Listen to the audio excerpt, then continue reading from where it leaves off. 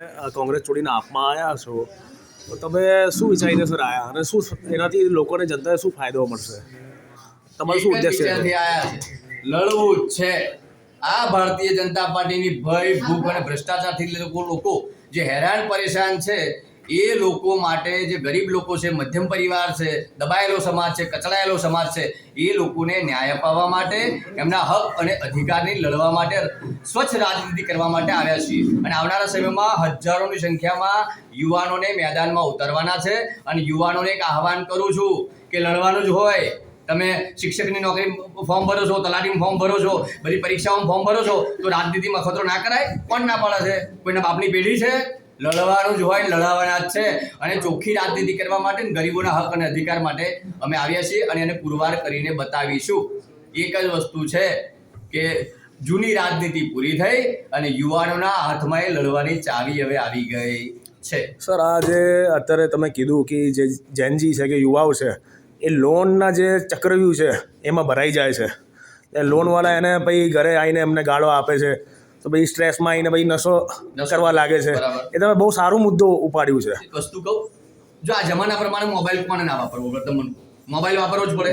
Bike જોઈએ જ નોકરી જવા માટે, નોર્મલ જેકેટ, કપડાં, આતુર વ્યવસ્થિત જોઈએ. હવે આ કરતાં સામાજિક ખર્ચા બી હોય. ઘરમાં લગ્ન પ્રસંગ હોય, કંઈક શ્રીમંતનો પ્રસંગ હોય, કોઈ એક્સપાયર થઈ ગયું હોય, તો નાના નાના ગામડાઓમાં તો રીતિ રિવાજ ચાલે જ ભાઈ, સમજો. એટલે એ પ્રસંગો હોય તો એના કારણે બાઇકના હપ્તા હોય, મોબાઈલના હપ્તા હોય, અને નાની મોટી રોજ પેલી 20-25 મહિના ભેગા કરી અને એ પણ લોનો લે છે, તો એના 25-50 હજારના હપ્તા હોય. હવે આ હપ્તા ભરાય નહીં, માંડ 10,000, 12,000, 15,000 પગાર હોય, ઘર ખર્ચ ચલાવવાનો, લાઇટ બિલ ભરવાનું, હપ્તા ભરવાના, આ ના પૂરું થાય એટલે ના છૂટકે સામાજિક ખર્ચા પૂરા કરવા માટે લોનો લેવી પડે. લોનના હપ્તા ભરાય નહીં, પેનલ્ટી ચડી જાય, બાઇકો ખેંચાઈ જાય, મોબાઈલ લઈ જાય, અને જેના કારણે બિચારા બાપડા યુવાનોના ઘરે પેલા પૈસા લેવા આવે, હપ્તા લેવા માટે. હવે ઘરે કોઈ હોય નહીં, બારણામાં બેન દીકરીઓ બેઠી હોય, માં બેઠી હોય, પોતાની પત્ની બેઠી હોય, અને જે લોનોવાળા આવે એ અભદ્ર ભાષામાં ગાળો બોલે હપ્તો લેવા માટે.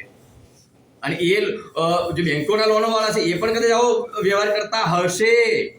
અને જે સામાજિક એમને કોઈ પાસેથી 25,000 ઉછીના લઈને જે કર્યું હોય એ લોકો ગાળો બોલે, અને એ ગાળો ના સહન થાય એના કારણે પેલો છોકરો શું કરે? સાંજે 2 પેક મારી લે, અને 2 પેક મારી લે, એને એમ થાય કે મારે સવારે નોકરી જવાનું, મને આરામ મળે, મારા શરીરને તાકાત મળે, એમ કરીને બિચારા પી જાય. વ્યસન કરતા ના હોય, માનસિક, કારણ કે આ ડબ પડી છે, એ માનસિક સંતુલનને બેલેન્સિંગ કરવા માટે આ લોકો પીવે, ધીમે ધીમે આદત પડી જાય. અને હવે તો સાહેબ તારી પીવે છે. હવે તારી એટલે શું ખબર તમને? એક તો પોલીસ કર્મી મિત્રો બધા પકડે, દારૂ પકડે, બરાબર, બોટલ આટલી મોટી લેવાની હોય, પકડાઈ જાય તો બીક લાગે. એટલે મારા બેટા હવે તો શીખી લાયા છે. કેવું કરે ખબર? નાની ગોટી રાખે. ગોટી મતલબ તારીની ગોટી હોય, જેને કાનની અંદર કુમળિયા, કાનમાં નહીં આપણે કંઈક થયું હોય, ધ્રુવ ભરાઈ જાય, એકદમ દેશી ભાષા સારી લાગે છે બોલું છું, એ કાનમાં જેમ ભરે જાય એમ ગોટી અહીં ગાળ દે, ઉપર કુમળું ગાલે, એમ કે કાનમાં કશું ગાળ્યું છે, આપણે દારૂની ગોટી હોય એટલે તારીની. એને લાવે, એક પાણીમાં વગાડે, અને 20 રૂપિયાની ગોટીની અંદર 3 ગ્લાસ તાળી બને. વિચાર કરો, 200 રૂપિયાનો દારૂ પીવાની એમની પાસે સગવડ નહીં, એટલે ગોટીએ ચડી ગયા. એ કેમ ચડ્યા? સસ્તો નશો. પણ નશો શા માટે? યુવાનો કઈ તરફ ગયા? રોજગારી ના મળી, પગાર ના મળ્યા, પગાર ધોરણ ઊંચા નહીં, મોંઘવારી, એટલે કરે શું? એમાં યુવાનોનો દોષ નથી આપતા આપણે, યુવાનોનો દોષ નહીં, આ સરકારનો દોષ છે. જેને આ સત્તાધારીઓ જે અરયા પાડા જેવા આખલા જે બધું ચરી જાય છે અને ગરીબ પ્રજાને જે ગોથો મારે છે, એ માટેની ચર્ચા કરું છું. સાહેબ, વેદના છે આપણા માધ્યમથી કહેવું છે કે ગરીબ પરિવારનો આપ કીધું કે આપ આધાર સ્તંભ છો લોકશાહીનો.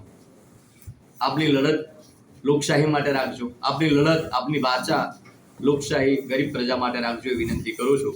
બસ. ધન્યવાદ સર.